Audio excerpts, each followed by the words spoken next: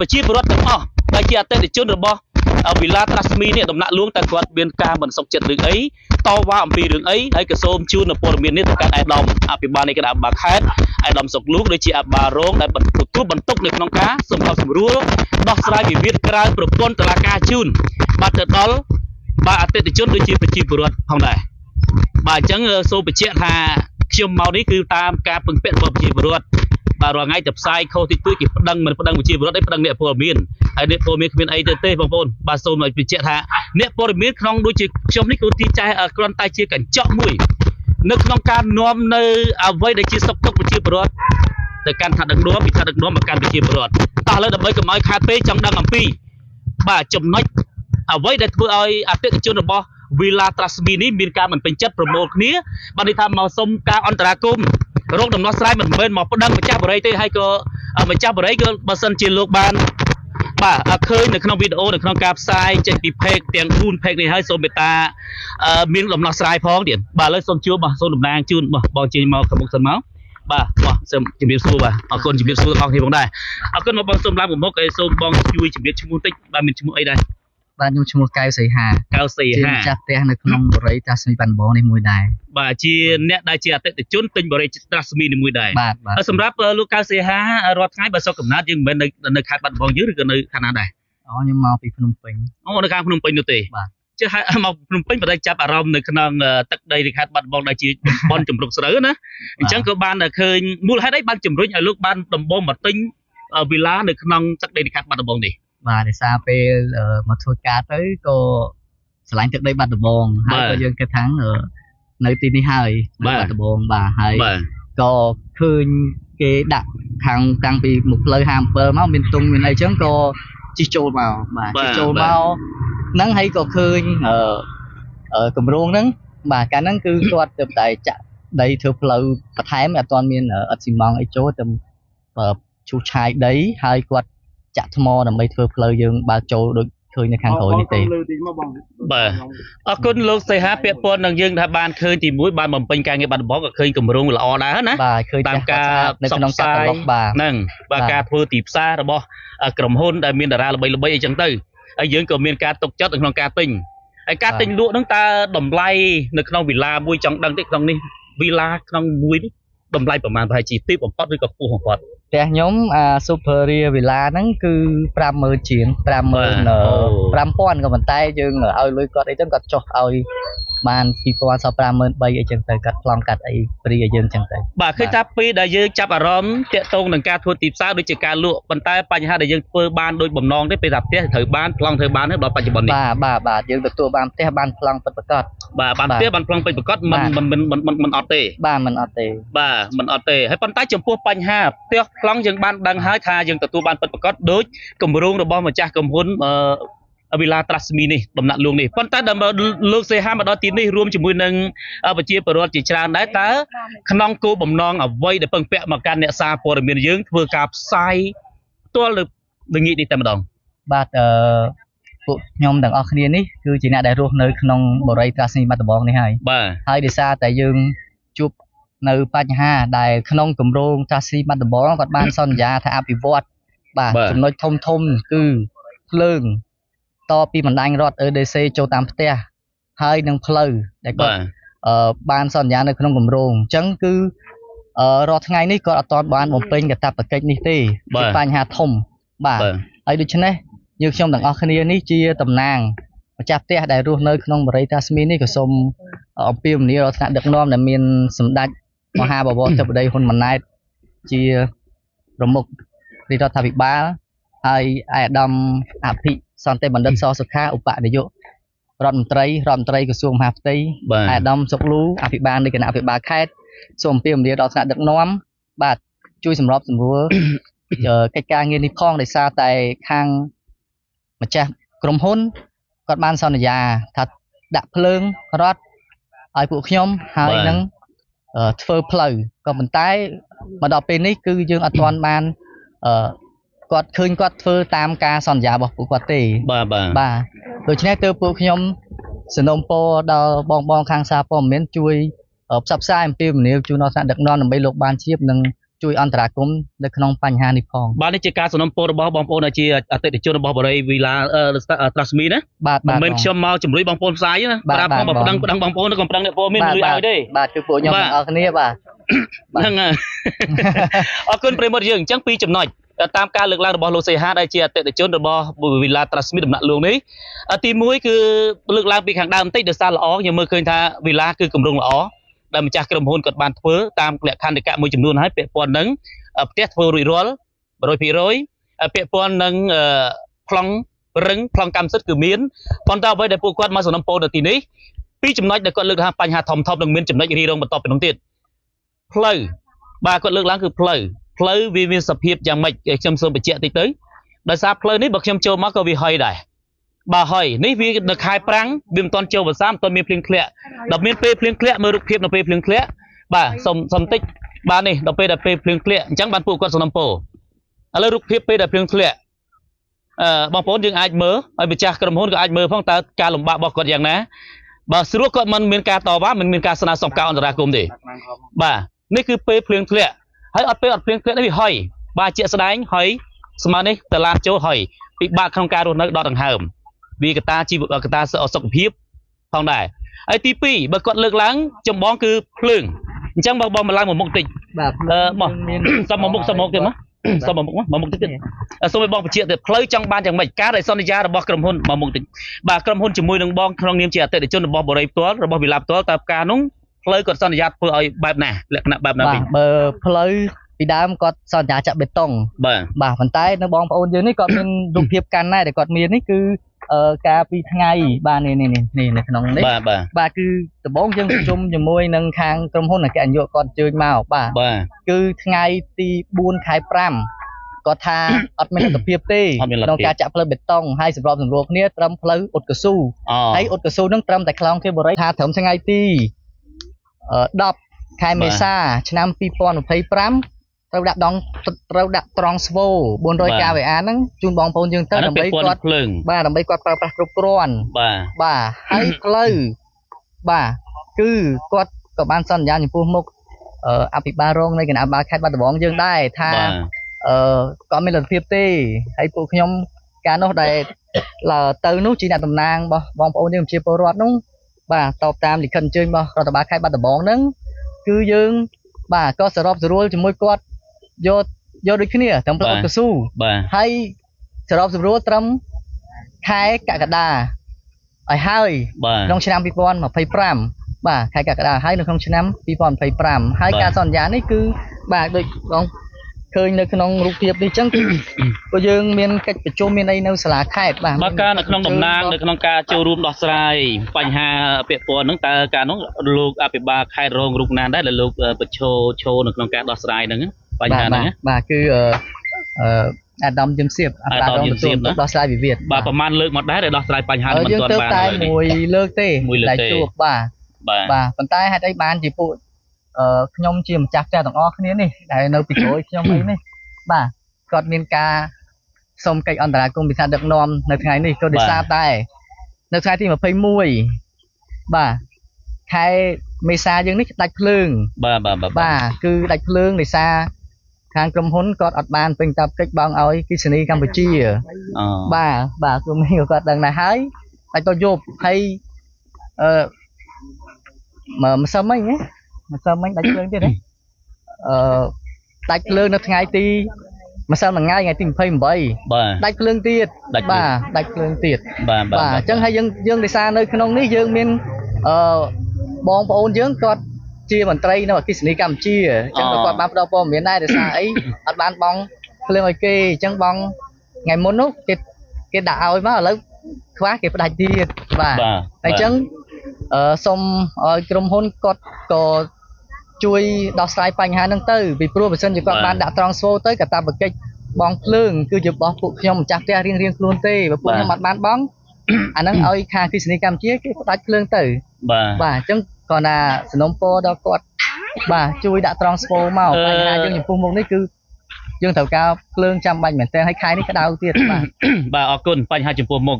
ឥឡូវជាបន្តពាក្យពណ៌នឹងបញ្ហាចំពោះមុខបន្ទាប់អំពីដែលបងប្អូនជាអតិថិជនរបស់វិឡាត្រាស្មីនឹងចូលទៅដោះស្រាយយើងងាកមកកាន់ខាងម្ចាស់ក្រុមហ៊ុនដែលជានាយកក្រុមហ៊ុនផ្ទាល់តើលោកបានមានដំណោះស្រាយផ្ទាល់ចរចាជាមួយនឹងយើងជាអតិថិជនរបស់គាត់យ៉ាងណាដែរទេតាមរយៈការចរចាមួយគាត់ផ្ទាល់ឬក៏ពេលនេះយើងជួបបានត្រឹមតែបារងខេត្តស្ដាប់នឹងគោលការណ៍នឹងការសុំការអន្តរាគមន៍ប៉ុណ្ណឹងបាទត្រឹមតែ2លើកហ្នឹងឯង2លើកដល់ពេលនេះយើងត្រឹម2លើកឯងបាទចុះចំណែកដែលម្ចាស់បរិយគឺនៅម្ចាស់ក្រុមហ៊ុនផ្ទាល់ខ្ញុំចង់ដឹងអំពីម្ចាស់ក្រុមហ៊ុនណាបាទម្ចាស់ក្រុមហ៊ុនហ្នឹងគឺគាត់បានចូលរួមមកដោះស្រាយនៅថ្ងៃទី4 ខែឧសភាឆ្នាំ2024នៅ office បាទអត់មានអាជ្ញាធរមូលដ្ឋានទេគឺតែក្រុមហ៊ុនដែលមានអគ្គនាយកចូលរួមហើយនឹងម្ចាស់ផ្ទះប៉ុន្តែថ្ងៃ11មិនិនាឆ្នាំ2025នោះទើបយើងទៅដោះស្រាយនៅអាជ្ញាធរគឺនៅសាលាខេត្តបាត់ដំបងបាទហើយដោះស្រាយដែលមានអាជ្ញាធរចូលរួមនោះគឺទៅតែមួយលើកទេតែអ្វីដែលជាកត្តាធ្វើឲ្យបងប្អូនទាំងអស់គ្នាគាត់នៅមិនសុខដោយសារតែដាច់ភ្លើងបាទបងចឹងដល់ពេលដាច់ភ្លើងយើងបានអីបានអីប្រើឥឡូវផលប៉ះពាល់ធំគឺភ្លើងបងប្អូនណាបាទតាមការយល់ឃើញរបស់ពួកគាត់ដូចជាខ្ញុំស្ដាប់ទៅហើយផលគឺភ្លើងអញ្ចឹងសង្ឃឹមថាចំណុចនេះបើយើងរស់នៅឥឡូវវាក្តៅអាកាសធាតុប្រែប្រួលក្តៅមែនទែនហើយគាត់ប្រើប្រាស់បើយើងនៅក្នុងវីឡាយើងដឹងហើយបើអត់ភ្លើងដាច់ភ្លើងនៅបន្តិចនៅមិនកើតទេគឺក្តៅបើសិនជាអ្នកមានកូនតូចទៀតកាន់តែពិបាកបាទអ្នកដែលមានកូនតូចកាន់តែពិបាកទៀតមនុស្សចាស់ក៏កាន់ពិបាកដូចគ្នាអញ្ចឹងគឺចំពោះមុខគឺបញ្ហាភ្លើងចំណុច2ធំភ្លើងផ្លូវហើយសង្ឃឹមថាអ្វីដែលអតិថិជនរបស់ម្ចាស់ក្រុមហ៊ុនបាទវិឡាត្រាស្មីដំណាក់លួងបើសិនជាលោកបានឃើញនៅទុកកង្វល់ដូចជាការទុកព្រួយរបស់អតិថិជនរបស់ខ្លួនសូមអាចមេត្តារកដំណោះស្រាយណាឲ្យបានឆាប់ជូនពួកគាត់ផងបាទជូនពួកគាត់ពីព្រោះថាខ្ញុំសរសើរក្រុមហ៊ុនសរសើរត្រង់ថាប្លង់ដីផ្ទះធ្វើរួចអស់ហើយបើយើងមានជំពាក់លុយក្រុមហ៊ុនទេម្នាក់អត់មានទេពួកខ្ញុំបងដាច់ហើយណាបាទគឺបងផ្ដាច់តែបងប្អូនយើងភាគច្រើនគាត់ជំពាក់ធនាគារជំពាក់ធនាគារដើម្បីបងឲ្យក្រុមហ៊ុនផ្ដាច់បាទព្រោះយើងបានប្លង់រឿងយកទៅដាក់ធនាគារបាទល្អទាំងក្រុមហ៊ុនល្អទាំងអតិថិជនប៉ុន្តែបញ្ហាខ្វះខាតគឺផ្លូវនិងភ្លើងបាទចំណុចនេះដែលអតិថិជនរបស់ម្ចាស់របស់ក្រុមហ៊ុនត្រាស្មីវិឡាត្រាស្មីនេះគាត់នឹងសំណុំពរគាត់មិនមែនមកការធ្វើបាតកម្មអីនោះទេប៉ុន្តែការសុំបាទការសុំឲ្យថ្នាក់ដឹកនាំដោយសារគាត់ប្រមាណលើកមកដល់ឥឡូវគាត់សុំអន្តរាគមន៍មានរូបសម្ដេចបវរធិបតីហ៊ុនម៉ាណែតរូបអាដាមអភិសន្តិបណ្ឌិតបាទសសខាក៏មានរូបឡានអគិភ័យទៀតពេលដែលភ្លើងមកសុំបញ្ជាពីបញ្ហាអគិភ័យបន្តិចពេលដែលភ្លើងប្រាប់មិនគ្រប់វាប៉ះពាល់យ៉ាងម៉េចខ្លះបង្កជាបញ្ហាអីខ្លះមកសូមជើញចែកបាទអរគុណបាទហើយជំរាបសួរបាទអរគុណឡើងមុខទីមកហើយសូមជម្រាបឈ្មោះតិចមានឈ្មោះអីដែរចាជំរាបសួរពុកម៉ែបងប្អូនទាំងអស់គ្នាខ្ញុំឈ្មោះសុយលីដាជាម្ចាស់ផ្ទះ A6 បាទនិយាយរួមខ្ញុំជាអតិថិជនម្នាក់ដែលរងគ្រោះនៃការភ្លើងឆេះផ្ទះដោយសារខាងក្រុមហ៊ុនគាត់អត់បានបំពេញកិច្ចសន្យាដែលបានតភ្លើងរត់ឲ្យយើងទេអញ្ចឹងក្នុងការប្រើប្រាស់ភ្លើងហ្នឹងគឺយើងប្រើប្រាស់អត់គ្រប់គ្រាន់ទេអញ្ចឹងវាបណ្ដាលឲ្យវាមានផ្ទុះសេខ្សែភ្លើងហើយនឹងទូសេទូទស្សន៍មិនថាផ្ទះខ្ញុំឬផ្ទះបងប្អូនផ្សេងទេអ្នកខ្លះគាត់ទូសេទូតកទូទស្សន៍ពូលអញ្ចឹងទៅពូចាហើយសម្រាប់ផ្ទះខ្ញុំគឺទូសេនៅម៉ោង12យប់នៅថ្ងៃទី8 ខែ 8យើងពងគេងយើងអត់ដឹងទេព្រោះថាខ្ញុំអត់បាននៅផ្ទះហើយម៉ាក់ខ្ញុំគាត់គេងនៅបន្ទប់ខាងក្រោយអញ្ចឹងធ្វើឲ្យឆេះផ្ទះខ្ញុំអស់មកបន្ទប់បាទចាឆេះអស់មកបន្ទប់ចាប៉ុន្តែកាលនោះមានការអន្តរាគមន៍ពីក្រុមបណ្ឌិតអគិភ័យទាន់ពេលដែរចាដោយសារមានការអន្តរាគមន៍ពីក្រុមបងអ៊ំដែលផលិតអគិភ័យទៅយើងអត់អាចរាលដាលដល់ផ្សេងបានណាអញ្ចឹងអស់តាមមកបន្ទប់ទេបាទនេះជាបញ្ហាពាក់ព័ន្ធសូមនេះជាបញ្ហាដែលពាក់ព័ន្ធនឹងការប្រើប្រាស់ភ្លើងចឹងសូមបញ្ជាក់ថាភ្លើងនេះរាល់ថ្ងៃក្រុមហ៊ុនអត់បានតប្រើយើងពីភ្លើងរត់ទេយើងប្រើភ្លើងយ៉ាងម៉េចវិញយើងប្រើរួមគ្នាបងចាបំបែករួមអញ្ចឹងធ្វើឲ្យភ្លើងវាលោតអត់ស្មើគ្នាបងបាទចាម្ដងចេញរំលោតអត់ស្មើគ្នាបាទមើលបងប្អូនយើងនៅទីនេះដូចមានខាងគិសនីដែរតើមានទេមានអតិថិជនខាងហ្នឹងខ្ញុំចង់ដឹងអំពីភ្លើងច្បាស់ទីការប្រើប្រាស់មិនគ្រប់ពីប៉ះពាល់យ៉ាងម៉េចមានទេអត់មានទេមានប្រែនៅតែចុះប្រពន្ធអាចដឹងទេចឹងបាទអញ្ចឹងមកថាការងារយើងតួនាទីផ្សេងគ្នាបាទអញ្ចឹងបើប្រពន្ធគ្រូពេទ្យប្តីភ្លើងសួរភ្លើងបើតាមជំនាញភ្លើងសួរប្តីសួរពេទ្យសួរគ្រូបាទអរគុណណាស់ដោយការលើកឡើងរបស់ខាងបងស្រីចុះបាទគាត់លើកឡើងពេលដែលភ្លើងប្រើប្រាស់មិនបានគ្រប់គ្រាន់វាបង្កការខូចខាតទៅដល់ការផ្ទុះសេឆេះផ្ទះបាទឆេះផ្ទះ ខូចទូម៉ាស៊ីនត្រជាក់ទូរទស្សន៍កង្ហារបាទអំពូលភ្លើងជាដើមយ៉ាងទៅអានេះហើយគឺជាកត្តានៃការប៉ះពាល់ធ្វើឲ្យគាត់សុំការអន្តរាគមន៍រហូតដល់ថ្នាក់ខេត្តប៉ុន្តែអត់ទាន់មានដំណោះស្រាយអញ្ចឹងពួកគាត់ពឹងម្នាក់ព័ត៌មានយើងដែលជាអ្នកផ្សាយគេហៅថាព័ត៌មានតាមចំថ្នល់ណាមានអ្នកខ្លះគេឌីលអញ្ចឹងប៉ុន្តែពួកខ្ញុំធ្វើការគឺចុះពិតចុះទៀលផ្ដល់ទីកន្លែងអត់និយាយនៅក្នុងបន្ទប់4ជ្រុងទេហើយក៏អត់មានប៉ះពាល់ដល់ណាដែរអ្វីដែលជាប្រជាពលរដ្ឋពឹងពាក់គឺខ្ញុំផ្សាយទៅតាមវិជាជីវៈនៃការផ្ដល់សម្បត្តិសម្ភារពីប្រជាពលរដ្ឋបើសិនប្រជាពលរដ្ឋមិនសម្ភារមិននិយាយក៏ខ្ញុំបាត់ចឹងចោលចឹងទៅតែពួកគាត់ហៅខ្ញុំមកគឺដើម្បីគាត់ចង់និយាយរឿងក្នុងចិត្តពីទុកកង្វល់បញ្ហាប៉ះពាល់ទៅកាន់ថ្នាក់ដឹកនាំថ្នាក់ខេត្តដូចជាអាដាម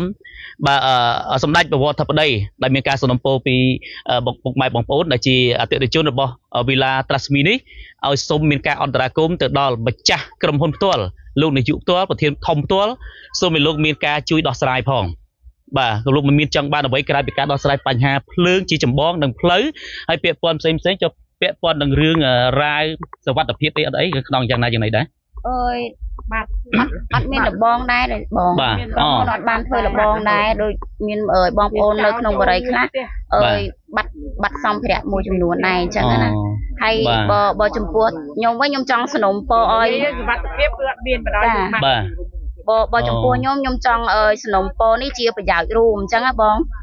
ដោយសារខ្ញុំជាជនរងគ្រោះហាមថៃឆេះផ្ទះហ្នឹងហើយទៅពេលដែលយើងនិយាយជាមួយក្រុមហ៊ុនគាត់ថាវាមិនមែនជាបន្ទុកស្រាប់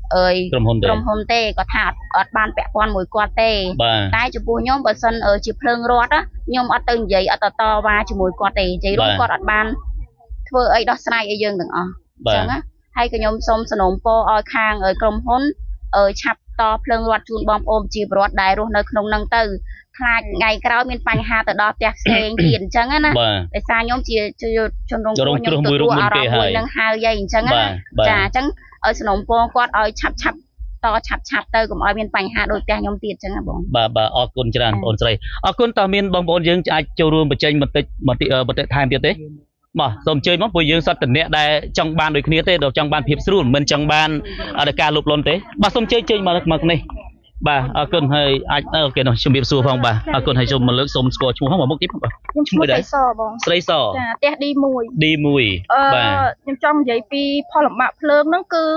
មិនលំបាកធម្មតាលំបាកខ្លាំងហ្មងពិសេសភ្លើងក្រៅផ្ទះពេលខ្លះបើកទៅភ្លឺពេលខ្លះ slow របៀបភ្លឹបបងហើយ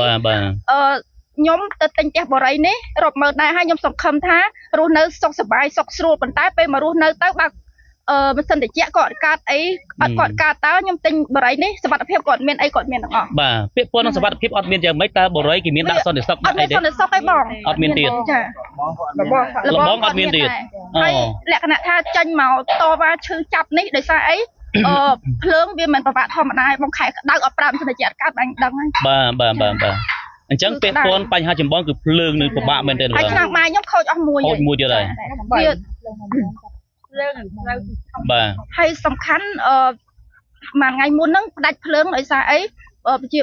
អ្នករស់នៅក្នុងផ្ទះហ្នឹងបងលុយថ្លៃភ្លើងហើយដល់ពេលអគ្គិសនីគេថាអត់បងឲ្យគេផ្ដាច់មួយថ្ងៃទាល់ល្ងាចហ្មងហើយចាំបងលុយថ្លៃភ្លើងគេថាអត់បងចលុយហ្នឹងអ្នកណានៅទទួលរ៉ាប់រងយកទៅបងភ្លើងផ្ទាល់ក្រុមហ៊ុនបាទក្រុមហ៊ុនគេប្រមូលរាល់ខែគេប្រមូលទៅបងខ្លួនគេបណ្ដោយប៉ុន្តែយកបានភ្លើងប្រើទេហ្នឹងហើយហើយខ្ញុំនៅនេះខែបានក្រុមហើយដល់ពេលចឹងទៅប្រវាក់ភ្លើងប្រាប់ពេកឥឡូវខ្ញុំនៅបន្ទប់ជួលដែរនៅបន្ទប់ជួលវិញណាដល់ពេកបងនៅកាត់ហើយទិញផ្ទះអស់លុយទាំង10000ហើយខ្ញុំបង់រួចអស់ហើយបងបែរជាខ្ញុំត្រូវរស់នៅបន្ទប់ជួលដដែលបាទសួរថាអារម្មណ៍មួយហ្នឹងគឺឈឺបងឈឺចាស់បាទអរគុណខ្ញុំសូមឲ្យสนុំពរឲ្យក្រុមហ៊ុនតភ្លើងទៅពួកអីនិយាយទៅអារម្មណ៍ខ្ញុំនិងប្រជាជនទាំងអស់ហ្នឹងគឺពួកគាត់ពិបាកដូចគ្នាហើយខ្លះណាខ្ញុំមានម្ដាយចាស់ហើយពួកនិយាយចង់ចាញ់បាទសម្រួលអារម្មណ៍បាទហ្នឹងហើយបាទកុំទាន់កំសត់ដល់ថ្នាក់ហូតទឹកភ្នែកអីពេលទៅងាត់បានតែក៏មកហូតទឹកភ្នែកបាទហ្នឹងហើយបងប្អូនជ័យទៅបងប្អូននៅក្នុងបរិយហ្នឹងគឺគាត់ពិបាកបងខ្លះណាគាត់មានកូនទូចកូនខ្ចីកូនអីចឹងទៅហើយដាច់ភ្លើងវារៀងយូរដែរអញ្ចឹងណាបងបាទដល់ថ្នាក់រស់នៅមានអារម្មណ៍ថាទិញលុយទិញផ្ទះទាំងម៉ឺនដែរតែជាអត់មានភ្លើងប្រើគ្រប់ហើយប្រើដោយពិបាករស់នៅដោយវានិយាយទៅវាអត់មានផាសុខភាពផ្លូវចិត្តទេបងអរគុណបាទហ្នឹងហើយបើស្រុកកណ្ដាលខ្ញុំនៅស្រុកស្រែមិនក៏មានភ្លើងរត់តចូលតាំងពីប្រហែលឆ្នាំនៅស្រុកណាដែរនៅស្រុកជនបទកំពង់ចាមកំពង់ចាមក្បែរខ្ញុំនៅកំពង់ធំ bài này bao ở con say gió rom còn năng cứ bong bồn còn vô lại việc phun đường phơi đường cái đáy ở lấy nè tinh villa rộp mơn buôn pram mơn nó nói tiệt chua nói tiệt chua trong từ đấy còn lương lang mấy mặt mấy đi ngành đó nghe còn là nơi sọc sái của miền phượng pra đấy nên nó trong phần này bị bật cái apivot người ta tăng cái miền ở hơi phượng đời lai trong hôm này cho apivot cho mười này được 23 đấy đây bờ đây nó cứ toàn ban toàn phượng ở tiệt dồn đây lưới từng mơn chẳng cứ cu na ta lục bát thiên meta và vô tam ca sồn po đó bo tiệt dồn bo lục phong để trong đời tăng cho sao bị khang đam thang trong sao rồi cá toàn phong cam sức để nâng tia thưa háiมันโดยกรมพลเซงคือมันบานตั้งเตี้ยมันบานตั้งคลองเดียดแต่ก็มูนี่ละอทองทาบานเตี้ยบานคลองหายปัญหาในเพลิงมีนอดได้เนาะบ่าวตอนเกิดเตะจังปัจจัยยังเมาตีนึงมีนบานออกเนี่ยหนึ่งในคลาเนาะบ่าวมันได้เตี้ยหายมาโรยพี่โรยหายบ่าวมาเชื่อเนี่ยมิงตีมาส้มมาเนี่ยมิงมาดองบ่าวมิงจริงบ่าวจ้าอย่างนั้นเตี้ยอย่างนั้นพี่ก็ได้ว่าmà lấy miếng ấy sầm non po đến trong chơi mà bọn trong chơi bà mà cái này còn chỉ biết xu bà hay mà một tiếng miếng chui đấy nhóm chung hợp kẹt trà tình bồ rây nước này non nước đầm lầy mà đấy tình bồ rây cái nhóm tính phòng mùi mơn pi pon bà ấy bánh há đại dương châu room này non ca sầm non po đó ông hiệp sa po miền dưới bom non dạng mệt bánh há thom và cô từ tầng ốc từ miền bay cho nó tại bà sầm chơi này non này để quạt trong bán mình tha nhóm rất có chỉ prop xem nước nó cứ quạt trong bán được cái gì thì với cái phơi chấm bòn trên cái tí từ phơi bà thì bay cứ chạy tàu năngสวัสดิភាពតែតសวัสดิភាពគឺក្នុងបារីយើងម្នាក់យើងទិញអស់រាប់ម៉ឺនដុល្លារដែរប៉ុន្តែតែតសวัสดิភាពគឺអត់មានទេតែខាងក្រៅយើងនេះគឺមានវាលហើយជាក់ស្ដែងការពីថ្មីក្នុងឡុងខែថ្ងៃទី23ខែ2យើងមានហានិភ័យគឺខែឆ្កេះវាលនៅខាងក្រៅនេះគឺពលរដ្ឋយើងគឺមានការព្រួយបារម្ភយ៉ាងខ្លាំងដោយសារតែផ្ទះយើងនៅជាប់នឹងហ្នឹងអញ្ចឹងពេលភ្លើងឆេះមកគឺមានការផិតភ័យប៉ុន្តែដោយសារតែមានការអន្តរាគមន៍ពីខាងបាទសមត្ថកិច្ចយើងខាងបង្ការពលរដ្ឋអគិភ័យបាទទាន់ពេលវេលាដែរហើយនេះជាក្តីកង្វល់ដែលជាពលរដ្ឋនៅក្នុងមូលដ្ឋាននៅក្នុងបរិយា transmit ដែលពួកខ្ញុំទាំងអស់គ្នាគឺចង់បានគឺ3ចំណុចធំទី1គឺភ្លើងទី2ផ្លូវទី3គឺតើតលបងសុខភាពចឹងទៅបាទព្រោះដោយសារដូចអ្នកបងឯងគាត់អញ្ជើញមុនគឺគាត់មានប្រសាសន៍ហើយគឺអត់មានសុខភាពទេយើងងាកទៅក្រោយគឺដូចវាលស្រែហេវចឹងទៅមានបងប្អូនខ្លះក៏គាត់បាត់នៅទ្រព្យសម្បត្តិមានតម្លៃមួយចំនួនដែរដោយសារតែវាអត់មានសុខភាពបាទអរគុណមានប៉ុណ្្នឹងណាបាទអរគុណច្រើនអរគុណតើឥឡូវបងខាងក្រៅដូចចង់មានអ្វីបញ្ចេញបើទៅបងអរគុណណាស់បើអាចមានការស្នើឲ្យទៅជំរាបសួរបងណាអរគុណឡើងមកតិចឲ្យមានឈ្មោះឲ្យសូមបង្ហាញខ្ញុំឈ្មោះសុភីបាទជាម្ចាស់ផ្ទះនៅA4 បាទហើយខ្ញុំក៏ជាដោយបងប្អូនដែរសិតតែរងគ្រោះដោយសារបញ្ហាដែលក្រុមហ៊ុនគាត់បានបំពេញកាតព្វកិច្ចជូនបងប្អូនយើងបាទហើយដែលពួកយើងមកពឹងខាងបងអង្គភាពសារព័ត៌មានដើម្បីជួយផ្សព្វផ្សាយដល់ថ្នាក់ដឹកនាំជាសម្ដេចមហាបវរធិបតីហ៊ុនម៉ាណែតដែលជានាយករដ្ឋមន្ត្រីនៃប្រទេសយើងហ្នឹងដោយសារនៅពេលដែលពួកយើងចរចាជាមួយក្រុមហ៊ុនដើម្បីគាត់បំពេញកាតព្វកិច្ចហ្នឹងគឺគាត់យកលេសដោះសារជាច្រើនរហូតច្រើនឆ្នាំហើយដែលគាត់មិនបានបំពេញឲ្យយើងណាបាទហើយរហូតដល់ពួកយើងមាន page Facebook ដែលផុសសំណូមពរឲ្យលោកនាយកអគ្គនាយកក្រុមហ៊ុនក៏ដូចជាលោកនាយកប្រតិបត្តិនៅបាត់ដំបងនេះលោកវណ្ណាឆាយានេះអញ្ចឹងណាបាទហើយគាត់ជាទាហានស័ក្តិ4នៅក្រសួងការពារជាតិផងអញ្ចឹងយើងផុស Facebook គាត់បាយគម្រាមរੂប្តឹងយើងទៀតប្តឹងយើងណាថាយើងយករូបគាត់ទៅផុសហើយហ្នឹងរੂប្តឹងយើងទៀតអញ្ចឹងយើងរងគ្រោះតាំងតែទិញផ្ទះអស់លុយហើយមិនបានភ្លើងប្រើប្រាស់គ្រប់គ្រាន់ហើយគេគម្រាមរੂប្តឹងយើងទៀតបាទអញ្ចឹងបានពួកយើងពឹងខាងបងអង្គភាពសារព័ត៌មានមកជួយផ្សព្វផ្សាយនៅថ្ងៃនេះបាទអរគុណមានតែប៉ុណ្្នឹងណាបាទអរគុណប្រិមត្តទស្សនិកជនជាទីគោរពនិងជាទីមេត្រីដែលលោកអ្នកតាមដានការផ្សាយបាទព័ត៌មានតនហេតុការចេញពីបាសាព័ត៌មាន ISBT កាសែតស្នេហាជាតិពី page BTB News ក៏ដូចជា page ក្តាមក្រហមនិង KH Plus បាទនៅ4អង្គភាពនៅទីនេះបាននៅវេលានេះអញ្ចឹងរាល់ការលើកឡើងរបស់អតិថិជនរបស់ក្រុមហ៊ុន Villa Trasmi បាទដំណាក់លួងនេះគឺបងប្អូននឹងយល់ដែរបាទបញ្ហាបរិយខ្ញុំឃើញច្រើនណាស់តាក់ទងនឹងការតវ៉ាឃើញច្រើនមែនទែនតែសំខាន់ខ្ញុំសង្ឃឹមជឿជាក់ថាព័ត៌មាននេះនឹងជ្រាបទៅដល់ប្រមុខថ្នាក់ដឹកនាំក៏ដូចជាពិសេសគឺអាយដាមអភិបាលខេត្តបាទដែលទទួលបន្ទុក bà ai đom bà khát cứ ai đom sọc lúc đôi cha bà rong khát đại miên tuôn được tí tụi bẩn túc sầm rúa nâng đọt sải bánh hà chun chia bớt sân khâm tận lúc nâng miên ca khnak khnay chun bắt đầu bom ôn đại chi tệ chun được bao vì là trasmi phong tiền đâm bè quạt bàn phướng ruột nơi giang cọ cái đài lấy cọ cái đài với cứ cọ ho cả hai từ chia bà giang từ chia phù hợp đạch phướng cái đài với một bà miên là cái đài bà miên cọ đây tê bà cọ hay là chia bànนั่นคือเปียกปนของเพลิงจำบองนะปัญหาจีปัญหาทมสำหรับการrunner บอกผู้กวดเคยยังบ่มพลายไปบกดองบากังฮาบามตูตะเกาะมันเส้นตะเจียช่างดำใบกับเขาแล้วเขาดอมเป็นการแชปเตี้ยตัวติดจังโซมวยโลกช่วยบ่าเป็นนักวิจัยจำนวนนี้มวยพ้องเตียนสำคัญเป็นเต้นไอเปียกปนของเพลิงบาใครได้บีหอยใครภาษาเพลียงเกลี้ยใบพกแล้วเอาปะบาเปียกปนนั้นสวัสดิภีบสอดสกคุมมีสวัสดิภีบบาคืออัตวนเมียนเต้นในครั้งดบอลนี้bà bậc khách ban bó dương miên hết bàn tay ở trong ní đời xa thì quật lực lang thà mình miên là bong quật chồng với bò rây miên đặt phơi quật ban miên sập đặt phiêu cọt đại tê ở chun cá crom khmer nhà na thập tay chun na tha nẹn nhiên đã bay tham môi trường bậc qua phi bằng ui qua phi sau bể bạc quật chân tử hay tí mũi ăn miên son sọc thiệtในขนมบอรวิลาทรัสมีดำนักล้วงăn miên son sọcในขมกที่ตามการlựcล้างเราบอกโอนอาเจียเตะชนบกวดจังกูทารีโลอย่างนั้นดับใบอาเตะจนมีเพลงก็ได้นั่งบรรทอความโตกำรุงระบบมันจากกรมหุ่นจีบรรทอช่ำชี้เชี่ยท่าเบอร์เซนชี้กาบำราสวากรรม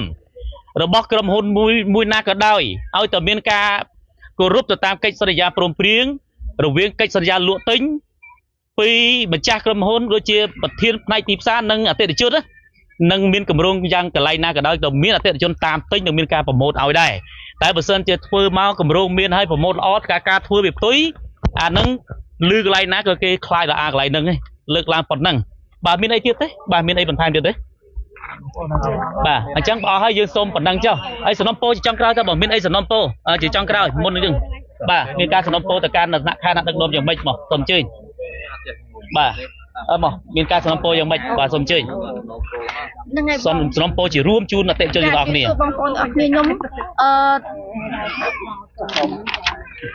นั่งไงยม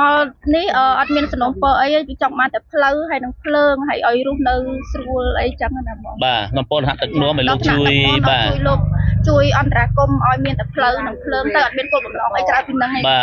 บ่าจังออกคนนะออกคนเคลียร์เป็นเต้นได้บนเมียนกาปลาหังซาจมูกนั่งมาจากขมุนจังออกคนไปหมดยืงโดยซาแต่ไปเลี้ยยืงก็หลบมุมได้เพลิงยุบเนฟมานั่งก็เรียนกงเงิดได้จังกูแบบน้องบอกกดโดยกดเลิกลานทัดปีมุนปีหรือทอมพันบรรทายบุยเตี้ยเต้เปียตัวนั้นสอนเด็กสอบบ่าหลบบองไอ้จงเป็นจังกูแต่เมียนบรรทอเตี้ยแต่การช่วยสมบัติสมบูรณ์ดอกผู้กวดจังอ๋อนะจังอ๋อคนขณะเป็นให้เมียนชมบัตวิเรศได้จีบเนี่ยเงียบบ่ไอซีบีทีกับศาสนาจีดบองเรียมสลีได้จีบเนี่ยเงียบบ่บีทีบียูได้ลูกสไลเฮียงเนี่ยเงียบบ่กระดามกระหอบมันดังเคยเพลกระทรวงออกคนจะพวกเพียงเพียบในการตามด้านไอ้หนึ่งบรรจุในพวกเมียนใจดำเลยพวกเมียนบรรทอดำใบทางดักนวลบันเคยหนึ่งรถดำนอสไลจูนพวกกอดบันชับในเปย์ขังมุกสังคมทางพวกเมียนหนึ่งบานแต่ตัวบานดักนวลโดยเชี่ยณดักนวลแค่ในบานชับมีดำนอสไลพองได้บารถไปจะบ้าชมโกงไรนามุกชมบ้ากระทรวงคันเตอร์ไปตู้ขณะเป็นนิกชมบ้ารุ่งชูวินหนึ่งบางโอโดยเชี่ยปรดนาทีนี้สมกุลหนึ่งซุ้มเกลือเปลี่ยน